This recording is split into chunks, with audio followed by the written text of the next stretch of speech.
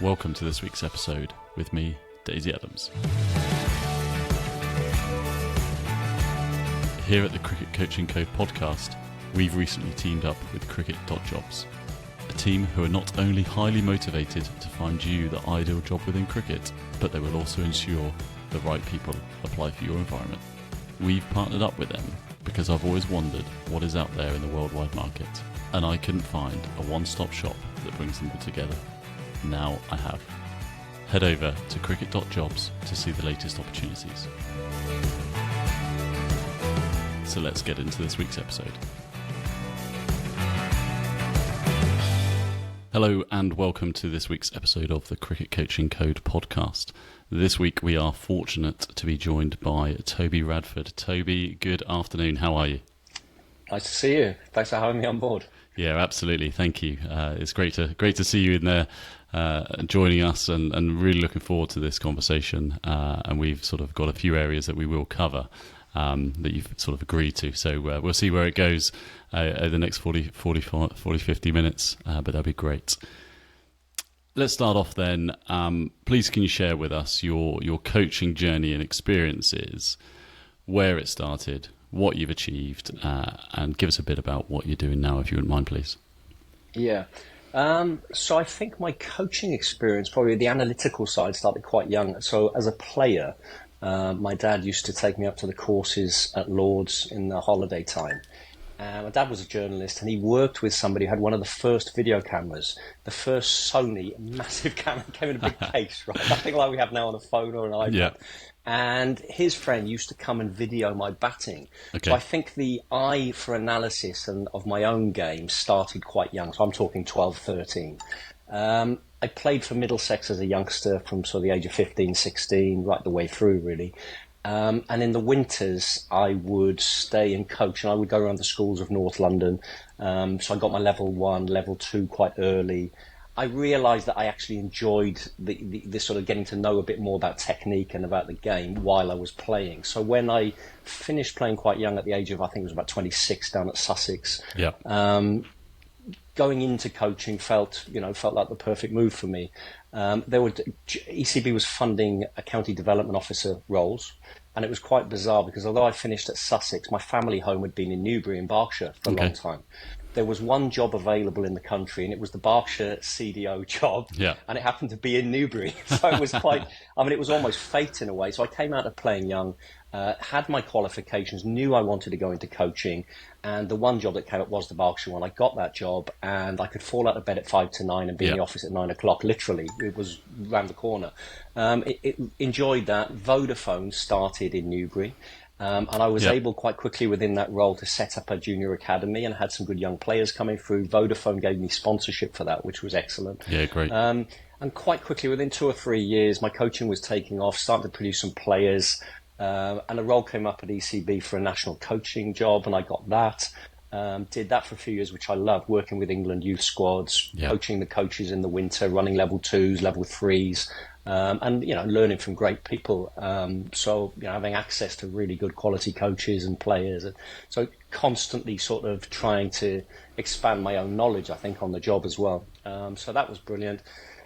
Then Middlesex said, we're keen to start an academy. Would you like to come back to Middlesex? John Embry approached me, and I took that sort of plunge. So I set up what was the first county academy, actually official county academy, which was Middlesex. And in those days, we had Steve Finn as a 13-year-old, Billy Godalman, Chris Wright, who's gone on, had a great career. Not far behind that, Billy Godalman, Owen Morgan. So we had a batch of great youngsters. So that was my move back to Middlesex. That progressed to running the second team. We did well. And then I went up and ran the first team for a few years, and we won the T20, domestic T20 in 2008.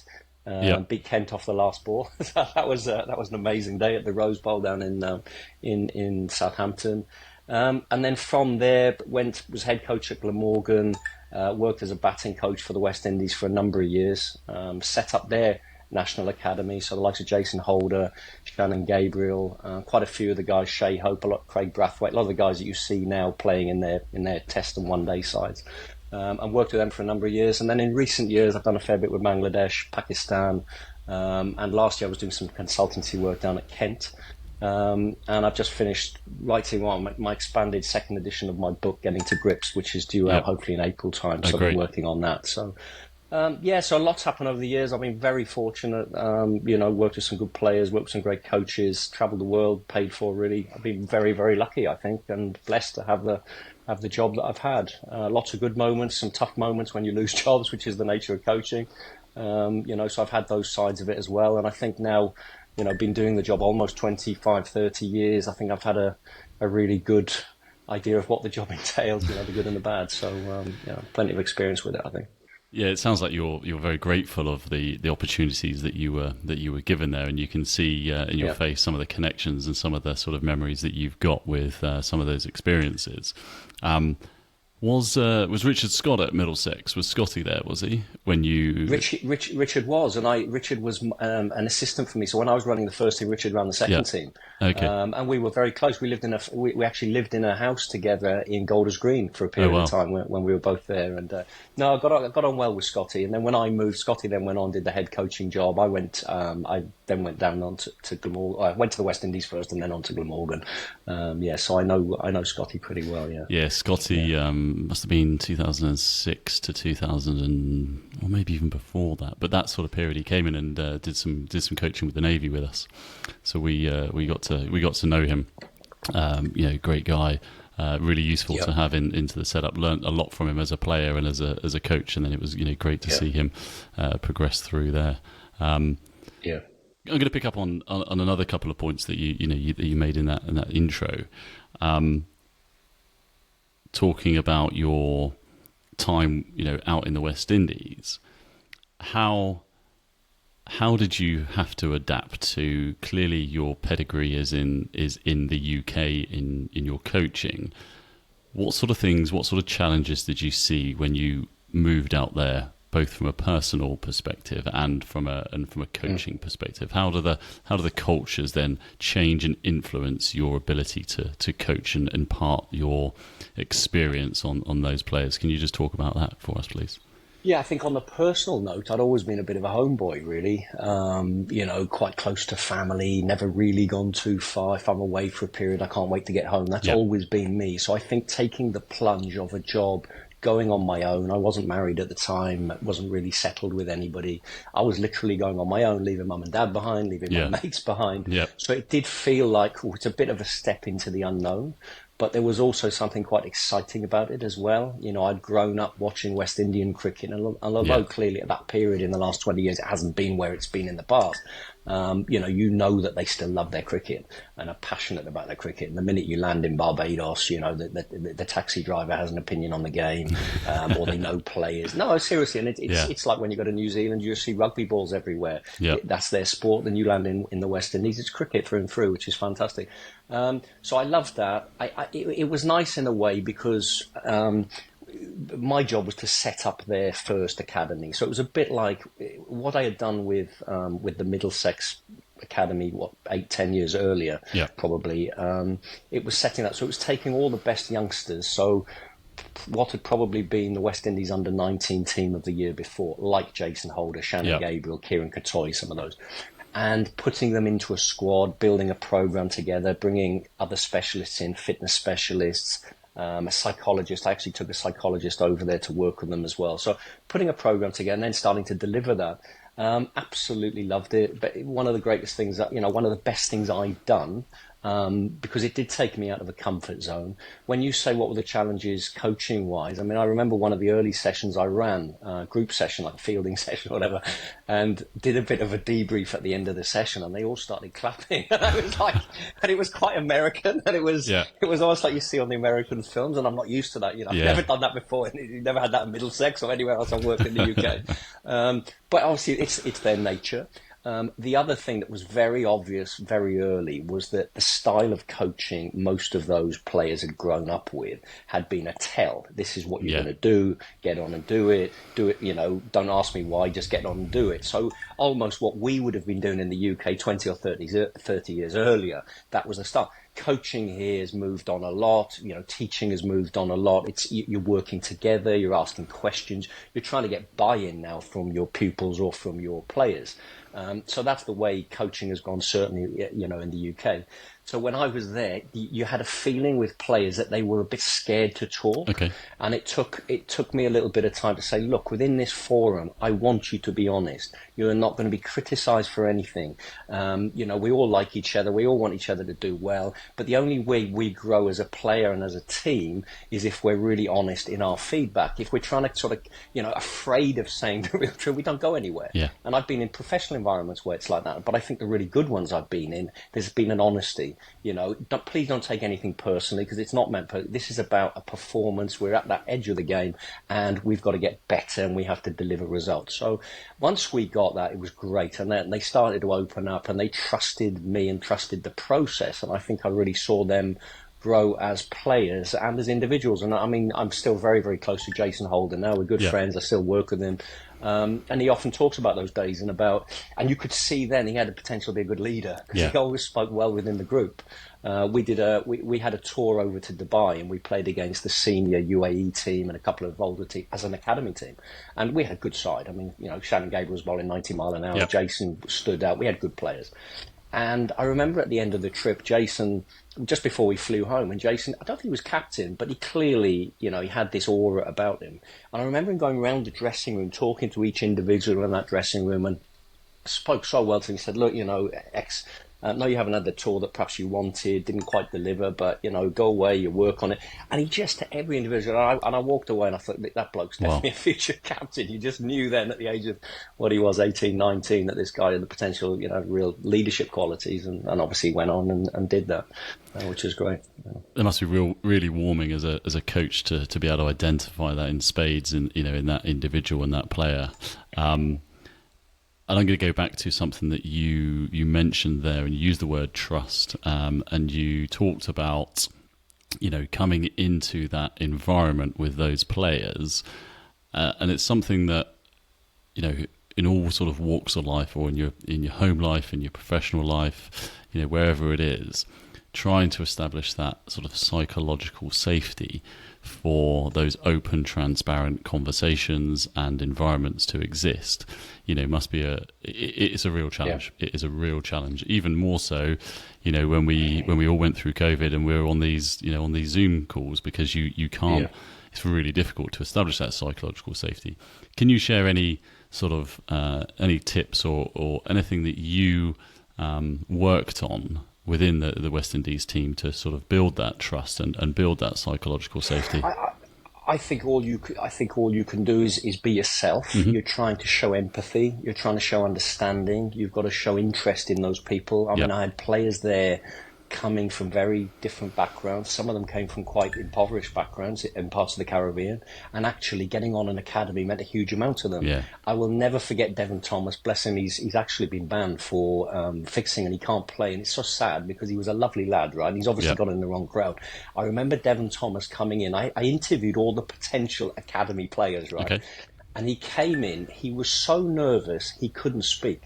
He actually couldn't speak. And I had to say, look, Dev, stay there. I'll go and get you a glass of water. I went out of the room, came out the glass, I said, look, take your time, mate. We've got all afternoon, honestly. And then eventually, and he's actually was a lovely lad and a very talented player. And he's played for Antigua, he's played for the West Indies. And as I say, sadly, it looks like he's got down the wrong path.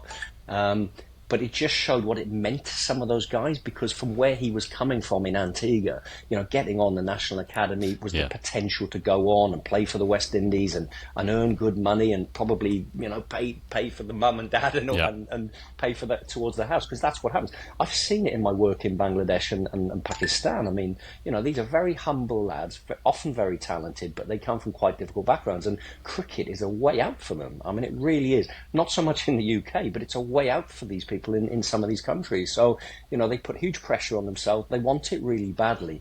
But in a funny way for you as a coach, what it means is they don't hang on every word, but they're very coachable. They're easy to coach because they really want to get there. They're so desperate to get there. Sometimes you've got to temper it and get the balance right, otherwise they can't speak. You've got to get a glass of water. But, it's the honest truth. And that was it with Dev. But, so I saw a fair bit of that with players coming from those backgrounds. And I think it's showing the empathy. Once they see you're on their side, I think the big part is being excuse me, so I'm just going to stop this. some part is showing consistency in your management. So it's like anything, isn't it? You talked about other relationships. It's being consistent. You can't be acting one way one day, a different way the next, because then they won't have trust. So to build a trust, consistent, fair. You've got to be firm, but fair and consistent. I think that's the bit. That's the key bit for me. Yeah, absolutely. I think there's lots to unpick and think about there from what you've shared with us, and thank you very much. I think you might have alluded to this at the very start of our conversation, but what do you believe your strengths as a coach are then? I think on the batting side, I think people generally would say my eye. So the spotting of either strengths or weaknesses. So being quite quick to hone in on where you believe there may be issues. Okay. And then I think, which comes from experience, you've just been doing it a lot. And then I think knowing potentially where to go to try and put that right. So they're the two things for me. So I would probably be, I think most people would say, look, he's the technical batting coach. Yeah. Obviously, I do the tactical stuff as well, but I'd know probably more the technical, the spotting of stuff, and then how do we put those things right? And it's pulling off a toolbox of various drills that you've used over the years that might work for some and not for others. And then if one doesn't work, hopefully you've got another one that kind of does the same thing, so you can get the result that you're looking for them. Yeah, absolutely. And I thought that might be the case when you sort of opened up about your history as to your analytical side when you said that's what brought you into the coaching, and that's what you enjoyed. So with that, then have you had any sort of significant coaches that have influenced your approach or your style or your way of going about business throughout your journey, and why have they been an influence? Definitely. I mean, when I was playing as a young player at Middlesex, I often used to go and see Les Lennon, who was based in Sussex, played for Sussex, was a national coach himself, and was widely regarded, Les, as, at the time, I think one of the best batting coaches in the country. I think he privately was working with Robin Smith. I think he'd done stuff with David Gower. There were a lot of players behind the scenes working with Les, and I learned a huge amount working with Les that he helped my batting, but I think he gave me an understanding of batting. I really simplified it. So I think he was one of the early ones. I did bits with Bob Wilmer when I was doing my level 3, level 4. I thought he was outstanding, brilliant. And he sort of ticked both boxes because he had the credibility of having been a top player, but he also was an outstanding coach. So he really did tick both boxes. And I liked him. And again, constant. You could pick simple things up from him. I really like John Harmer. Gordon Lord at the ECB brought John Harmer over, who had coached. He's an Australian from Queensland who had worked with New Zealand women at the time, who were a very good side, and his background was in biomechanics. Okay. And I used to chat to John. He did structured stuff with us as coaches and national coaches, but I used to really pick his brains in the evening, over a pint or a coffee, and this whole idea of the mechanics of movement, your step and swing to the ball, all the stuff that we kind of take for granted now. But John would explain it. And I would ask John, I'd say, look, John, I understand that, but why? From a physics point of view, why? Oh, well, Tobe, if your weight is here, your centre of gravity shifts. And if your centre of gravity shifts, if you lift your leg, you fall forward, it's quicker to get in front. So I was getting my understanding through people like that. And then I was adding that to what I was learning myself on the job. And I think at the end of that, you kind of become a mix of all of it and what you really believe in now, 25 years down the line, but having picked a bit of Bob Wilman and a bit of Les and a bit, and that's where you are, isn't it? And that probably is experience, and that is doing the job day in, day out, I suppose, That sounds like a real mixing pot of of people that you've been exposed to throughout your journey, and it must be phenomenal to be able to reflect and think back on those engagements that you've had. But I'm going to go back to something that you mentioned in terms of your strengths, and you mentioned about your ability to identify potential issues. So. When you first see a player, how do you sort of conduct an initial assessment of them? What sort of things are you looking at? Do you have a framework that you sort of fall back on, or is it sort of, that's the science side of it, or is there a little bit of the art in terms of your experience and just knowing what you know? Can you talk to us about that? Yeah, I tend to follow a little bit of a formula, and the formula being, if a player comes in, if it's a professional player, I'll often ask them to send me some footage across Yeah, beforehand. I'll have a look at their match footage because they'll have access to that, and I'll get a bit of a picture in my mind. But when they come in, as I do with any player, if I haven't seen them before, my first 10 minutes or so will be throwing or flinging to them, let them play, no yeah, pressure. You know, they might have had a long journey or whatever. Let them play for a bit. Then I will film them and I'll say, look, I'm going to put the camera on now. If you're happy, film it. While I'm doing the 10 minutes of them just having a hit base, just getting themselves in, I'm really observing without saying too much. So my observation would be general feeling of how they're playing in terms of their decision making and their movement. So is their decision making good? Are they leaving well? Are they yeah, defending the right length, attacking the right length? So get a general feeling of how they're playing.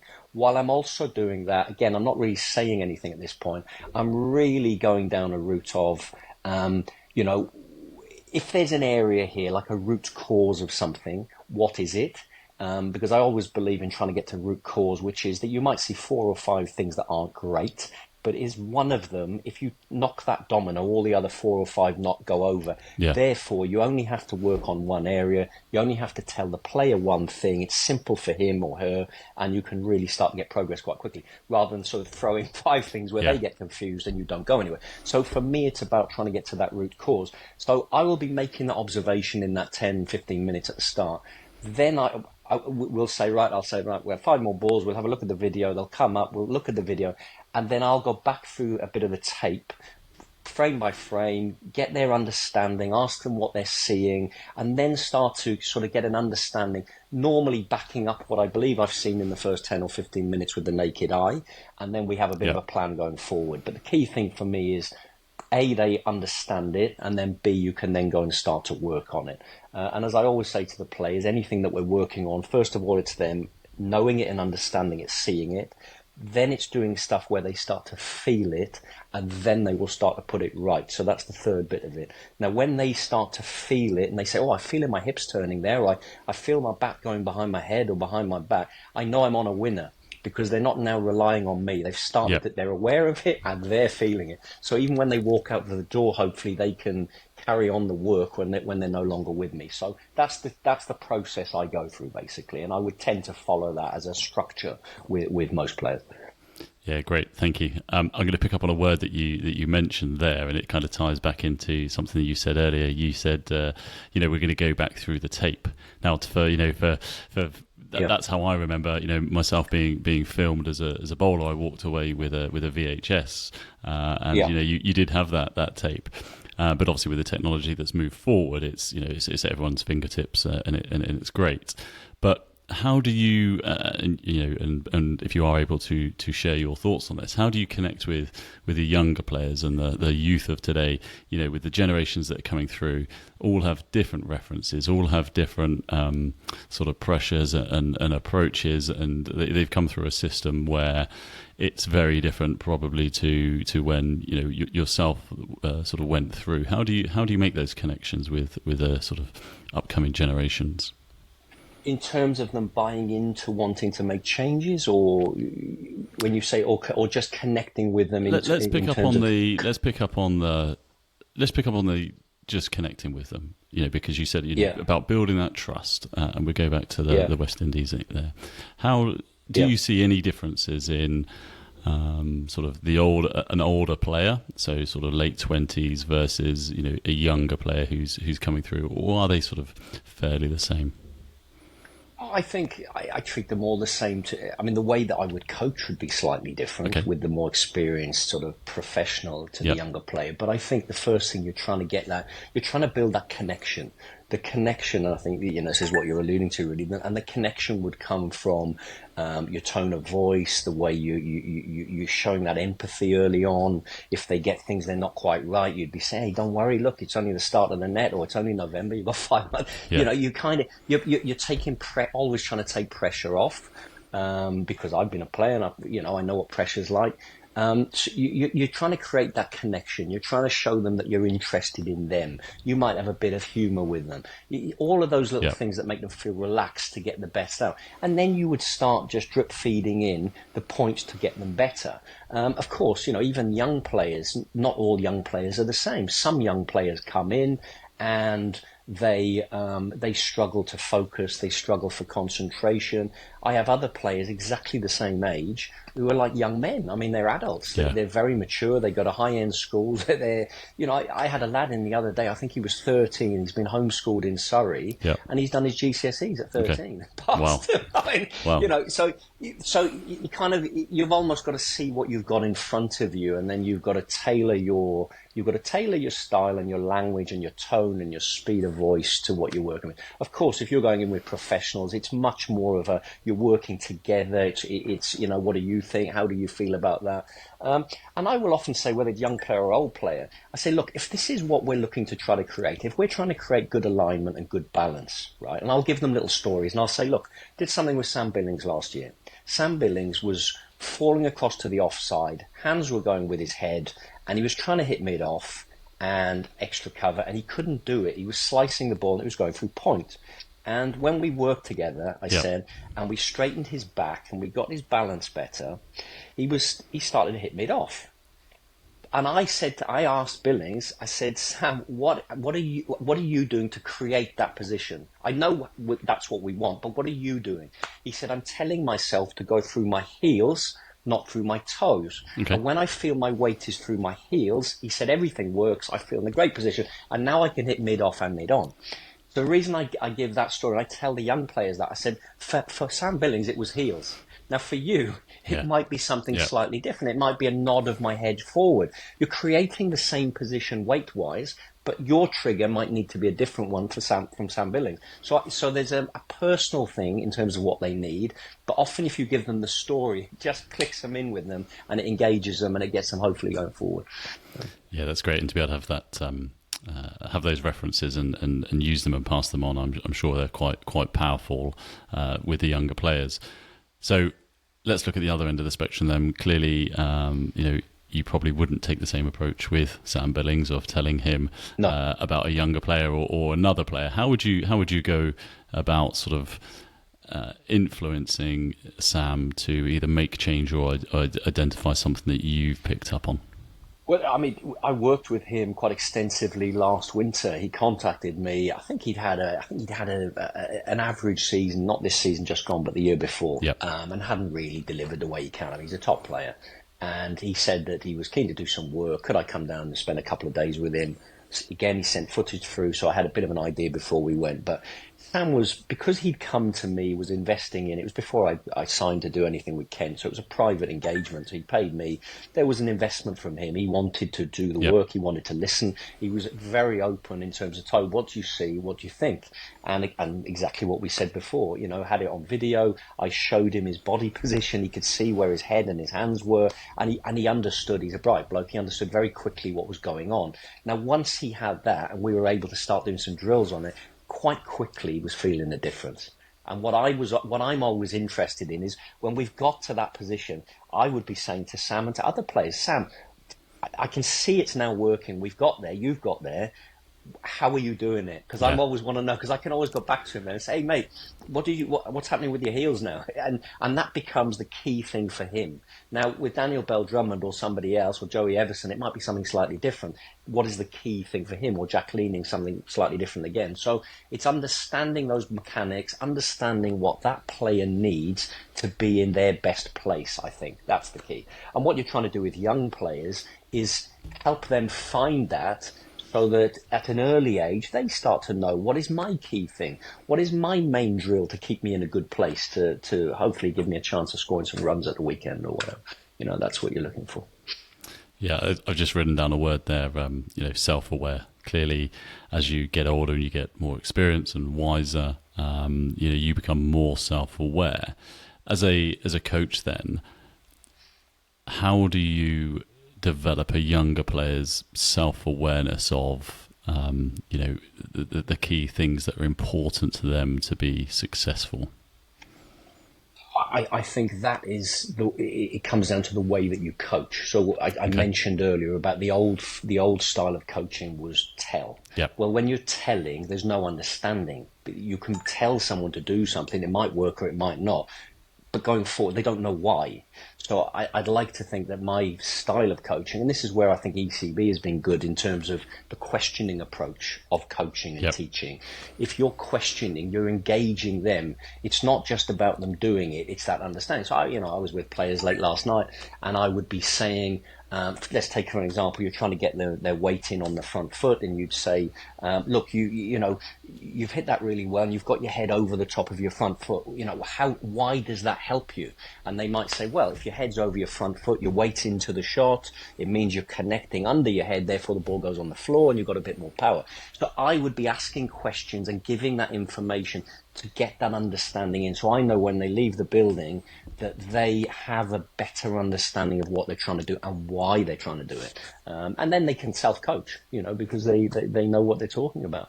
I think the danger comes, and I was almost going there when I was listening to what you said a minute ago, where young players have lots of different coaches. They're being told lots of different things. They are searching for the holy grail to turn them into Joss Butler, and there is no holy grail. I think what you learn is, what is my game? What is key for me to be as successful as I can be?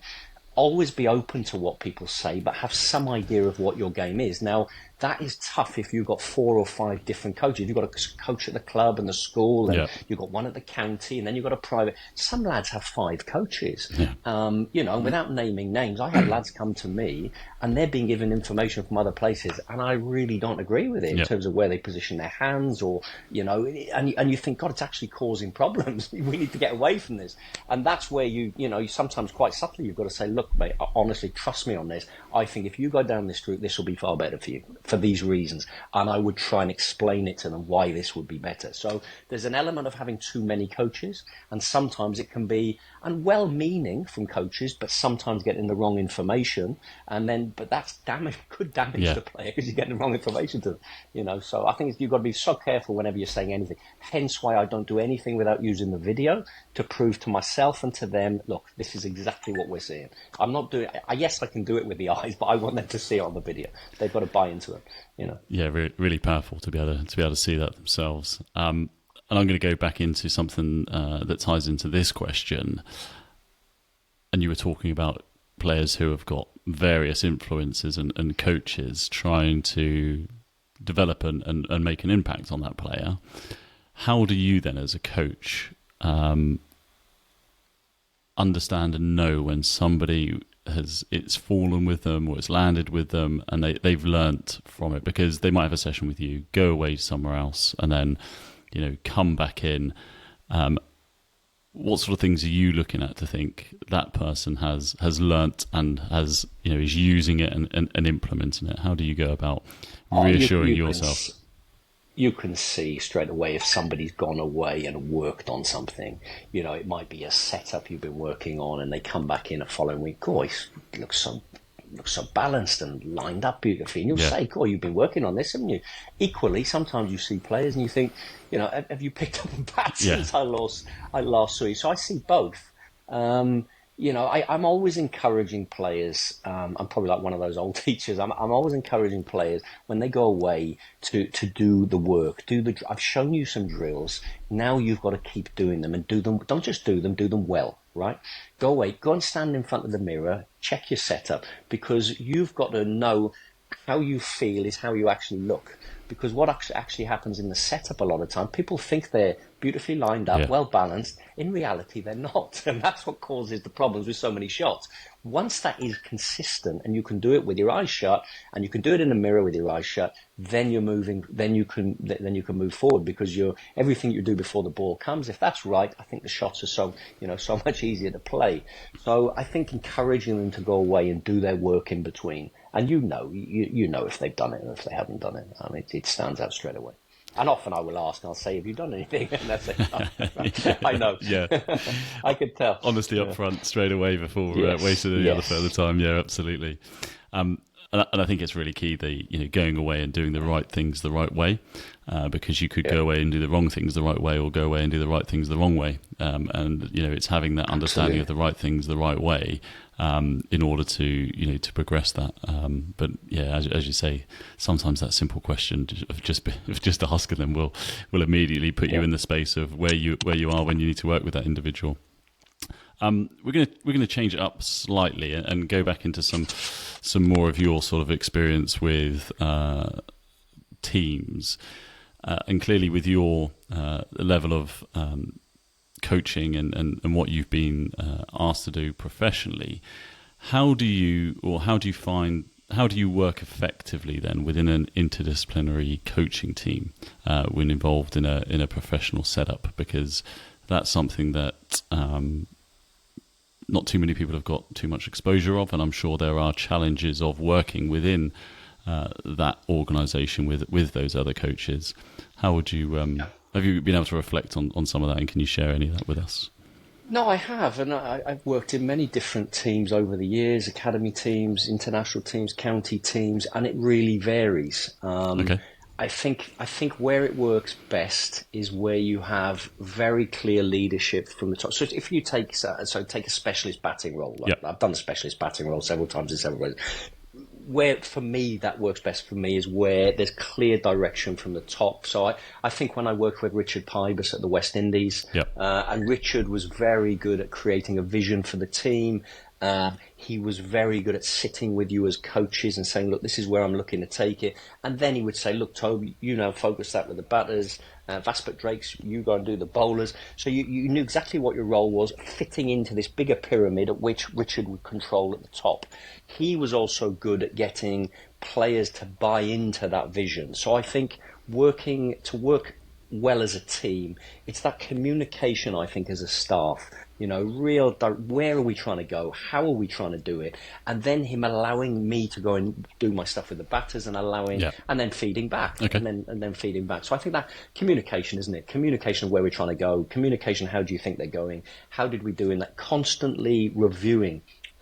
In the same way that I would review a one-to-one session on my drive back from the hall to my house, or you're constantly thinking about, that went all right, would I do that differently, or where do I think I'd go with that play? You're constantly questioning where you want to go next, aren't you, and can I do anything better next time, to set the standard.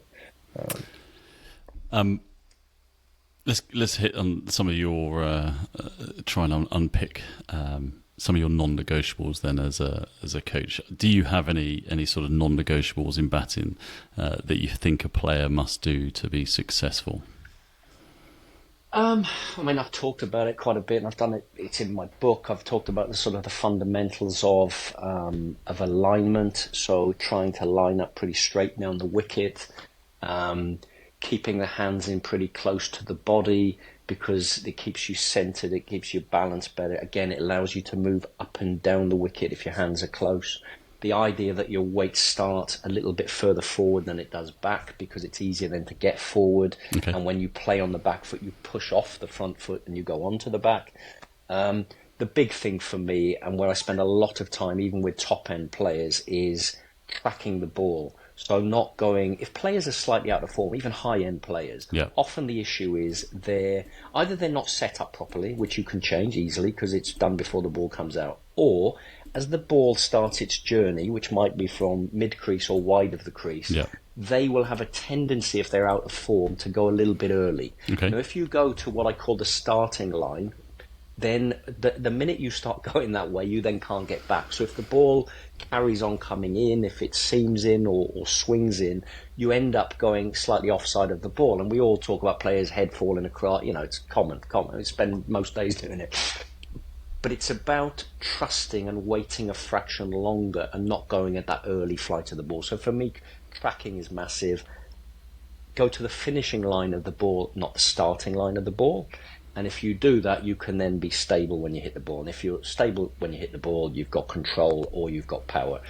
So you're looking to be still, and then you're just swinging the arms and the bat. So they would be my 5 fundamentals.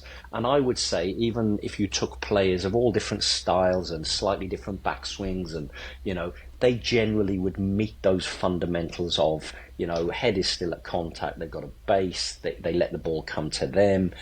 Steve Smith would do it, Ben Stokes would do it. They look different, but they would meet, for me, most of those key fundamentals. Okay.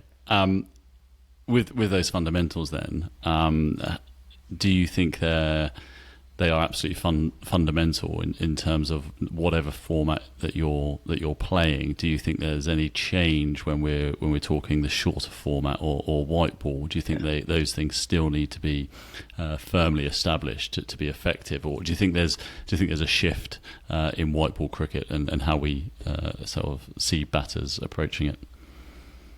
I still think the best players are the best players, whatever format. And I think if you've got those good core principles of balance and, alignment and control of your shots, all that changes really if you go to a T20 or a T10 is you start to take more risk on your decision making. So a ball that you might defend or you leave in a 4 or 5 day game, you're now trying to hit it on the up in a T10 or T20. So it's the risk element goes up, but that's really decision making. Yeah.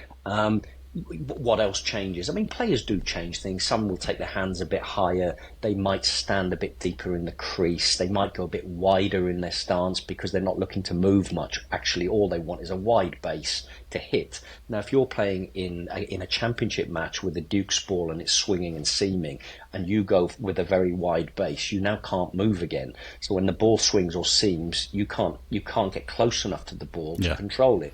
But if you're on a flat wicket against a white ball in the T10, T20, you don't need to move again. You stand as you are. If it's short, you pivot and you pull it. And if it's up, you stand there and you hit it back over the top. So there are subtle things you do differently. Yep.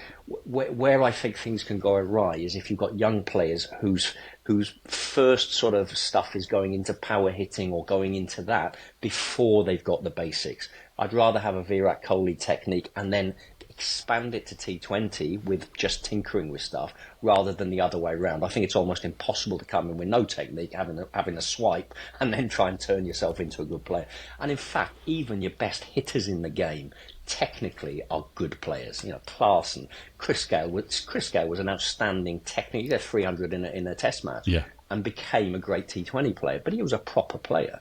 And I remember, I am showing my age. I was 12th man for a Middlesex game at Lord's, and I stood at mid-on for one of Botham's last games. I think he was playing for Worcester against Middlesex, and I was 12th man at mid-on. And the one thing I remember, I wasn't a massive Botham fan. I mean, I blocked the ball when I played. I was more of a boycott fan, really, right? But what would amaze me watching Botham actually in the flesh was technically how straight he played.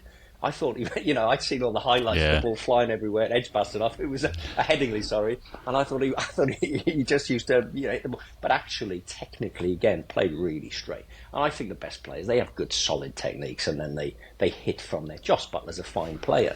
These guys are fine players. We're going to go back to the conversation before, and I'm going to clearly show you the good book with lots of bookmarks in there and bent over corners and things in there. What drove, or what sort of put you in the direction to create that book? Well, interestingly, I didn't set out to write a book. Okay. What happened was during COVID. Obviously, we were all shut down. Everyone was shut down. And I couldn't go and actively coach. There were players that wanted coaching and couldn't get it. So I started to do stuff online. People were sending me their videos, and I started analysing videos. And in analysing the videos, I then started to draw lines on them. And the feedback was, God, Toby, this really simplifies it. It makes sense just looking at the picture where the head should be, or, good and bad. And then that developed into, I started then looking at top players and why are they top players, and these little things were sticking. And again, I was using the drawings to create that. So after a period of time, I'd really built up a lot now on my Instagram. So the batting booth and the Toby Radford cricket coaching. I did a degree in journalism. My dad was a journalist, a national journalist up in Fleet Street for many years. So I've always enjoyed writing. And it got to a point where I think so many of these Instagram posts, I thought, you know what I'm going to do? I'm going to turn it into a book. Literally, it was that.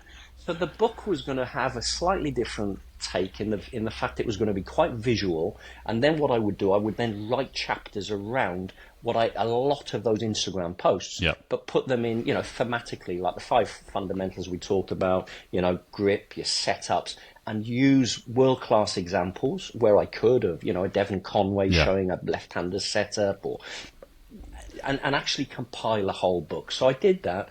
Book came out. I self-published the first time, and I'm really pleased. I mean, it sold well. Amazon sold well here and abroad. There was a bit of a problem with the publisher in terms of they didn't pay up what they were meant to pay up. So the book was pulled. And what's great from my point of view, but what's great from my point of view, I now have Meyer, who's a very big sports publisher in Germany, and they're republishing. And in fact, they just put the thing today for Waterstones. It's coming out in April. So it's going to be a second edition. I've added new chapters to it. I've got updated photos, some of the original stuff, but I've added to it. So it's great to get it back on the shelves. Really, I'm really pleased to hopefully get it back out now in April next year. So, but it is different. It's visual with the stuff written around it. I've added chapters on if players are struggling with form, things they can do. I've put in for coaches, because I've aimed it at players and coaches. Yeah. I've put in for coaches how to structure one-to-one sessions. So some of the things we've talked about maybe how you go in using video, how you might talk about analysing and working with that player. So I put a chapter on that. So I added a few new things in, I think, to help both players and coaches. No, that's great. For 2 reasons. One, I've got an original copy, which is always always good, and 2, to hear that you've that you're always looking to develop that and present new ideas, more material for people to get after and have a look at, and I find it really useful. But no, that's interesting to hear that you were in the unfortunate position to be put in to having to republish, but actually gave you an opportunity to develop that. So expand it, yeah. We're looking forward to that. That's sort of 50 minutes under our belt. I've got sort of one last question then that we can go down, and you can share whatever you want, or sort of you don't have to share as much as you'd like to.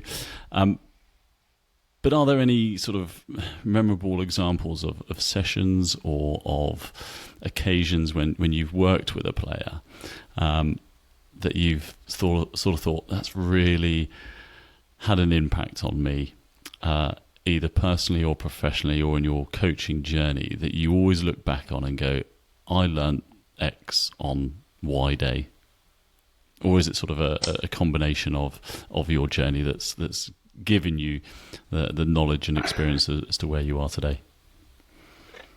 I think it's the combination of all of the things. I think it's the people, the access to really good people. I think it's a mindset that's allowed me to keep. I have a very sort of inquisitive mind, right? Yep. When it comes to, I love my crime dramas, my Columbus. Okay. I love all that. Yep. So that's the way I think. Yep. That's how I relax. Actually, I don't know if it's relaxing, but that's the type of TV I enjoy. I like to get to the bottom of things. So I see coaching in that way. How can I get more out of this player? How can I? So I think that inquisitive thing has probably helped me. I think that's the big part. Really, is that I'm always questioning and trying to set the standard high for myself and for my players. So that's I would say that's the major part for me. No, what was the second bit of the question? Sorry, to see if there was any of those significant moments that were sort of really memorable to you that stick out, and you could share. There are two interesting ones, right? True stories. I mean, Tino Best, right? Tino was no real batter. Yep. Great bloke, Tino Best. We all remember Tino, mind the window. Yep.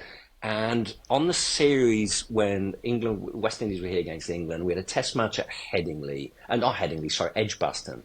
I can't remember what year it was. And it rained, torrential rain one of the days, and we couldn't do anything.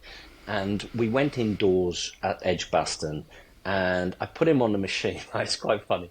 And I fed the machine front foot. I said, Tino, you've just got to get your head and your shoulder forward, right? We did a lot of thing on the front. He was great fun, Tio. He's a lovely man. I'm still in touch with him. He's a fitness trainer now for one of the sides out in the West Indies. And we did a lot of work on it. He kept saying, yes, head, shoulder forward, head forward. Anyway, he went out the next day and he got 97, I think, right, against England. His highest ever score. He should have got 100, right? He should have got 100. And the guy played well and he played straight. And it kind of showed that, look, he's no world beater with the bat, but it kind of showed that if someone does those basic things well, because all he did was head and shoulder forward, and he played some beautiful shots, right? He should have got 100 against England in the test match. And he still talks about that. He always says head and shoulder, Toby says head and shoulder. And that's what he does, right? So that was that one. And it was kind of shows in its simplest form, if you do the basics well, you can get an end result, right? The other one actually was last week, and it was a young lad, an Asian lad, who came over from Bristol. He's only about 12, 13. And I got nothing from him, right? I mean, normally from a lad, you get a bit of energy, you get some comedy, you get nothing from him at all. And it was actually quite hard work. I did an hour and a half with him. And he struggled in terms of he couldn't get his head and foot forward. He couldn't get into the ball. He was playing everything off the crease. And I was doing some drills with him, underarm feeds. I explained to him. And honestly, at the end of the hour and a half, the transformation in this lad, he gave nothing away. He was very polite, but he said about 5 words in an hour and a half. But his performance at the end, I couldn't believe the change in the player. He had an MRF bat, right? And it was like Tendulkar's bat coming down here. It was like a front door, right? And he was getting properly into the ball. And so what he was doing, he was taking it all in, but wasn't giving me the impression. I just couldn't see that he was taking. But the actual performance, I mean, it was chalk and cheese. So that was an eye-opener for me, having done the job for 25, 30 years. I can't remember someone who gave so little, and yet the performance, the change in his game was so big. And it was great. I said to him, mate, you've done unbelievably well. He really had. He obviously just soaked it up and just delivered it, which was great. So, look, I really enjoyed that. It was a hard session because I was getting nothing from it. But I drove home with a big smile on my face because you think, well, actually, he's got what he wanted. I've got what I wanted because he's improved. So you're both happy, aren't you? You know? Yeah, that must have been sort of a bit of a roller coaster of emotion as a coach when you're thinking. Halfway through. I mean, look, you get sessions sometimes. You think I mean, I did a session yesterday. 2 hours flew by. I couldn't believe it. 2 hours had gone, and then this was a hard hour and a half. But at the end of it, I'm thinking he's a different player. He's a different player. But he wasn't giving you the hints along the way that you didn't see the journey. I just saw it before and after. I don't know where the journey was. Just arrived, just turned up. Yeah, absolutely. He just, his brother walked in, I think. It's great. It's great to hear that, even with your experience, that still things like that can show up and 100%. Present to you that challenge, and for you to be able to reflect and sort of think, wow, that was something I've never really experienced, and to be able to share with us. That's absolutely great. Thank you. Last question then, and then it's open for you to share what you would like. Are you involved in anything at the moment that sort of you want to promote? And you spoke about your book. Is there anything that you've got on the? Yeah, no. I mean, the book to come out. I mean, I do a lot of one-to-ones at the moment. So players, academy players, pros from various counties. I've got one of the Surrey lads coming down there. So I worked with one of the top women players. So I get a nice mix of high-end players, county or international, and then a lot of good young academy players that I work with, and I love that. It's great. It's a nice mix, actually. I do a bit of mentoring with some coaches, and I've really enjoyed that. I've opened that up in the last year or two, where they will come to sessions and we will chat, and I'll try and help develop their coaching. I'll have some Zoom sessions with coaches abroad. And help, and that's gone in various different ways, because for some of them it's about they want information, they want understanding. For others, they work with players and they almost want to show the videos and chat them through, so they get my sort of take on the analysis of it, and then they can go back and work with them. So, but I've really enjoyed that, because it's almost like the old ECB Coach Ed days when when I was working with a lot of coaches. So I still enjoy doing some sessions with coaches when I can. So. Which is good. Yeah, that's great. Still got lots of opportunities going on.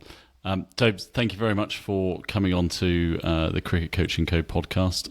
Lots of pleasure.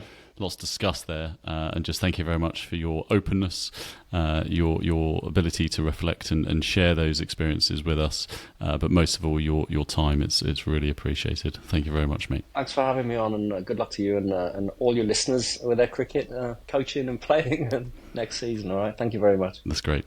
I hope you've enjoyed this episode. If you have, then please like, follow and share this podcast with others.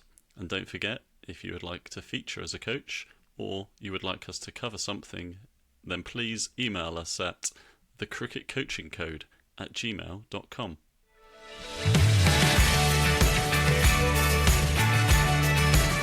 That's it for this week. Until next time, go well.